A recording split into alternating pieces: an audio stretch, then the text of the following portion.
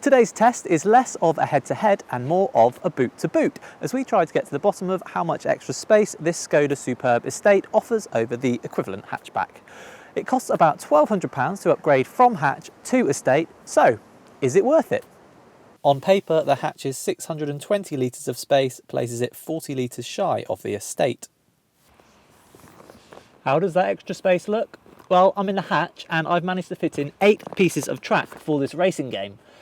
If only I'd remembered the batteries.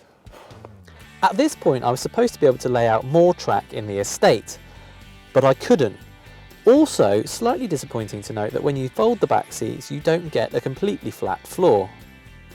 Of course, where the estate does have an advantage is in its squared off rear, which gives you the option of carrying bulkier items, like a fridge or a wardrobe or a mountain bike with 750mm wide handlebars. Having said that though, it's not as squared off as you might expect, but it does the job. Once you get into the back, the hatch and the estate are identical, so loads of headroom. You've got room for 3 across the middle, and despite the big old lump in the floor here, it doesn't matter because, as you can see, there is so much legroom in a Superb. It's no exaggeration to say that it's more spacious than a Rolls-Royce. Speaking of Rolls-Royce, just like the Phantom, the Superb gets an umbrella hidden in the door, while other neat touches include an ice scraper in the fuel filler cap and a torch in the boot. The Superb scores really well here in the front too. The seats are really comfortable with lots of adjustment, the materials feel solidly put together, and the touchscreen system is logically laid out with full connectivity for Android and Apple phones. Overall, it feels a lot like a Volkswagen Passat, which is to say solid, sensible and classy, if not terribly exciting.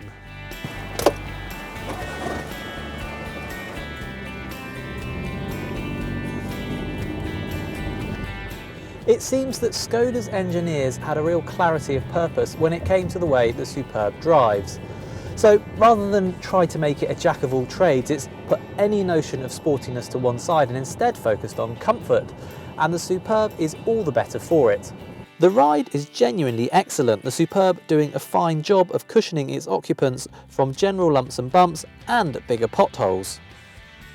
One of my colleagues described it as Rolls-Royce-like, and I can see where they're coming from. However, I still can't quite see Lord Sugar and the like trading in anytime soon because the Superb is no match for a roller when it comes to noise suppression. Having said that, it is about 10 times cheaper, and in terms of its actual rivals, it's very good when it comes to engine, wind and road noise. If you aren't going to do a huge number of miles, then the higher powered 1.4 litre petrol engine has enough oomph to make the more expensive 2 litre model redundant. Most though will go for the 2 litre diesel, which is available with either 143 horsepower or 187. Our hatch has the lower powered engine with a manual gearbox, whereas this estate has the higher powered engine with a DSG automatic.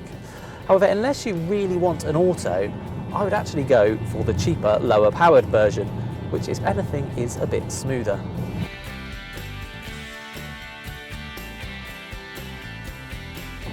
There's really very little difference in the way the two cars handle, which is to say the steering is accurate but the body does lose a bit of control, become a bit wallowy when you start to push it. That's fine though, because as we've said, the Superb is more about comfort, and with that in mind it's also worth mentioning that the hatch we've got is on 17-inch wheels, whereas this estate is on 18s, and you do get a slightly smoother low-speed ride on the 17s.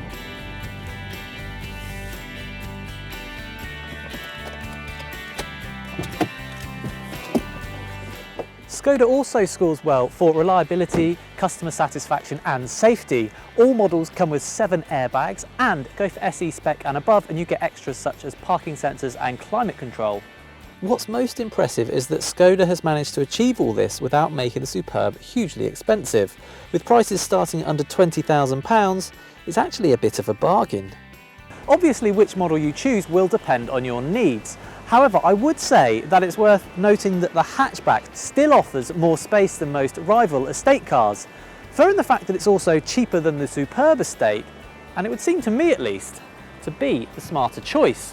Let me know if you agree by commenting below, and of course don't forget to subscribe to our YouTube channel by clicking up here and going to the Telegraph Cars website by clicking down here.